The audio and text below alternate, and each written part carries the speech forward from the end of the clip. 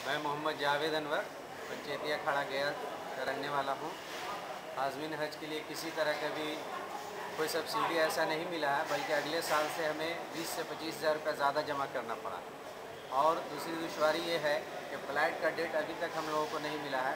वैसे बहुत सारे साथी परेशान हैं, क्योंकि ये 20 तारीख से जो है हवाई जहाज़ उड़ने वाला है पहला फ़्लाइट, तो उसमें किसका कब शेड्यूल सेट करेंगे वो अभी तक इन्फॉर्मेशन नहीं होने की वजह कर हम लोग आज पटना आए हुए हैं हज हाउस में, हज भवन में, तो इसी रिपोर्ट को लेने के लिए। लेकिन यहाँ भी कोई तरह का कोई ऐसा रिपोर्ट नहीं है। हालांकि हम लोगों ने सुना था कि बॉम्बे से भी कोई टीम आई है, लेकिन किसी तरह का जनता को कोई प्रेफरेंस नहीं है, ना मिलने दिया जा रहा है, ना कोई ऐसा इन्फॉर्मेशन है। सभी लोग बस यही करें, बस इंटरनेट पे देखते रहो। और ये आप बताइए, हज के बारे में आप क्या जानते हैं? हज क्यों किया जाता है? हज जो है अल्लाह की रज़ा के लिए, और जिस पे फ़र्ज़ है उसको हज खाने काबा जाना है, और हज़ूर सल्लल्लाहु अलैहि वसल्लम की ज़ियारत के लिए मदीना मुनव्वरा जाना। सब्सिडी कोई तरह का सब्सिडी हम लोग को नहीं मिला है, और आगे फ़्लाइट में किस तरह का सब्सिडी को कंटिन्यू रखना चाहिए गवर्नमेंट को या नहीं रखना चाहिए? गवर्नमेंट को सब्सिडी रखना चाहिए, लेकिन ये सब्सिडी आवाम तक पहुँचे, और आवाम तक नहीं पहुँच रहा। और कौन सी सब्सिडी सरकार दे रही है ये भी आवाम को पता नहीं, हम लोग को पता नहीं। तो बताइए हज के बारे में। हज के बारे में यह है कि जो भी हाजी जा रहे हैं खुलूस अल्लाह की रज़ा के लिए जा रहे हैं, और अल्लाह हमसे राज़ी हो, और जो अल्लाह ताला ने हमें जो सलाहियत दिया है उसका हक़ अदा हम कर सकें, और सही सही हज कर सकें, इसकी दुआ है। बहुत बहुत शुक्रिया। मेरा नाम मोहम्मद नसीम अहमद है। मैं आलमगंज पठान टोली से ताल्लुक़ रखता हूँ। जी, हज के बारे में कुछ बताइएगा।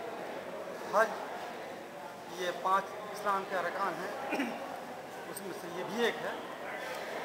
और जो साहिब हैसियत हैं उन पर फ़र्ज़ है हज करना। और हज के बहुत सारे अरकान हैं जो हज करने वाले को, हाजी को एक मालूम होना चाहिए कि हम क्या करने जा रहे हैं, हमको क्या क्या करना है।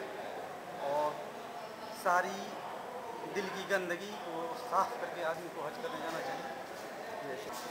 हज सब्सिडी चूँकि ये हाई रैंक की बातें हैं, हम लोगों के लेवल की बात नहीं है।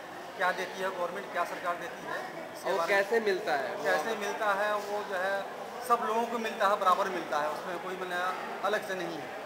सब लोगों को सरकार जो है कुछ सब्सिडी देती है, किराए में, किराए के शक्ल में और दूसरी शक्ल में सब्सिडी देती है। क्या आपको मिला सब्सिडी? सबको मिलता है सब्सिडी। ऐसी बात नहीं है कि सिर्फ एक आदमी 2 आदमी को मिलेगा, लगभग सबको मिलता है सब्सिडी। आप किसके ज़रिए जा रहे हैं हज करने? गवर्नमेंट के ज़रिए या प्राइवेट के जरिए जा रहे हैं। जी। और क्या गवर्नमेंट को कंटिन्यू रखना चाहिए हज सब्सिडी या नहीं? गवर्नमेंट को इसमें सब्सिडी मिलने से ये फ़ायदा है कि गरीब लोग भी आसानी से हज कर लेते हैं। अमीर तो हज कर ही लेते हैं प्राइवेट से या सरकारी, लेकिन गरीब जो हैं उनके लिए ये सब्सिडी बहुत अहमियत रखता है। बहुत बहुत शुक्रिया। मोहम्मद इलियास, सबलपुर, दीदारगंज, ज़िला पटना। आप हज के बारे में कुछ बताइए जो जानते हैं। हज के लिए मैं इतना जानता हूँ कि ये अल्लाह का हुक्म है, और अल्लाह की जानिब से इसको फ़र्ज़ करार दिया गया है। और इस तरह से जो इस्लाम के 5 सुतून हैं उनमें ये हज भी एक सुतून है। और यही है, ये हमको खुदा ने नवाजा, मैंने इरादा किया कि मैं हज पर अदा कर लूँ, इसीलिए जो मैं जा रहा हूँ मदीना मुनव्वरा, फिर मक्का मुअज़्ज़मा, और हज से उमरा, और हज करने के बाद फिर वापसी होगी इंशाअल्लाह। आप हज सब्सिडी के बारे में जानते हैं जो गवर्नमेंट देती है, फाइनेंस नहीं, सपोर्ट? गवर्नमेंट इस साल कुछ देने नहीं जा रही है। हाँ, जैसे हज की फ़ीस में या फ़्लाइट की फ़ीस में या जिस तरह का हो, किसी भी तरह का मेरी जानकारी में नहीं है कि सरकार ने इस बार क्या किया। मैं इतना जानता हूँ कि there is no subsidy at all government को। प्रोग्राम। जी।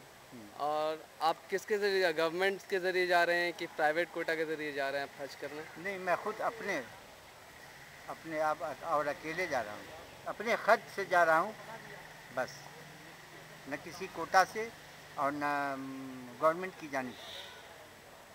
और क्या गवर्नमेंट को हज सब्सिडी कंटिन्यू रखना चाहिए या हटा देना चाहिए? गवर्नमेंट की दोनों सूरतें जो हैं वो सही है। अगर वो देती है तो जो थोड़ा कमज़ोर हैं उनको फ़ायदा पहुंच जाएगा, और जो लोग खुशहाल हैं उनके लिए वो ज़्यादती हो जाएगी। ऐसी सूरत में सरकार अपनी हुकूमत में, पूरी सल्तनत में मदद तो करनी ही चाहिए। बहुत आलम है, मैं यहाँ अलीनगर पटना के रहने वाला हूँ। मैंने 2001 में हज करने मक्का शरीफ गया था। वहाँ यहाँ से मैं हज के मैंने गवर्नमेंट के कोटा से गया था और कलकत्ता, यहाँ से कलकत्ता गया और कलकत्ता में ठहरा और कलकत्ता से फ्लाइट गया था मक्का जद्दा, और जद्दा से फिर हम लोग को मक्का ले जाया गया। वहाँ रहने के लिए मक्का के करीब ही जगह मिली थी और वहाँ सारे इंतज़ाम थे। मैंने पानी भी गर्म मिलता था और रहने का भी अच्छा इंतज़ाम था, बेड भी अच्छा था और वहाँ हज के प्राइस भी अदा करने में बड़ी सहूलत थी। फिर मीना में और मुज़फ्फ़रपुर में भी सब अरेंजमेंट अच्छा था, कीमा था और लोग आसानी से सब चीज़ प्राइस अंजाम कर रहे थे। ये था टॉयलेट और वज़ूखाना वगैरह भी बहुत अच्छे तरीके से बना हुआ था। और फिर हम लोग वहाँ से मदीना गए थे, तो मदीना में भी बहुत अच्छे इंतज़ाम थे। वहाँ नमाज़ पढ़ने का और खाने पीने का सब अच्छा इंतज़ाम था। और फिर वहाँ से वापस आए मक्का और फिर मक्का से फिर हिंदुस्तान चले आए। वहाँ की गवर्नमेंट अच्छा साथ देती है, इंडियंस को गवर्नमेंट भी अच्छी थी, गवर्नमेंट ने साथ दिया। और ये ताकि वहाँ डॉक्टर जो इंडिया से गए थे उन लोगों ने भी बहुत खलूस से और बहुत ही इमदाद अच्छी दिया। बहुत बहुत शुक्रिया।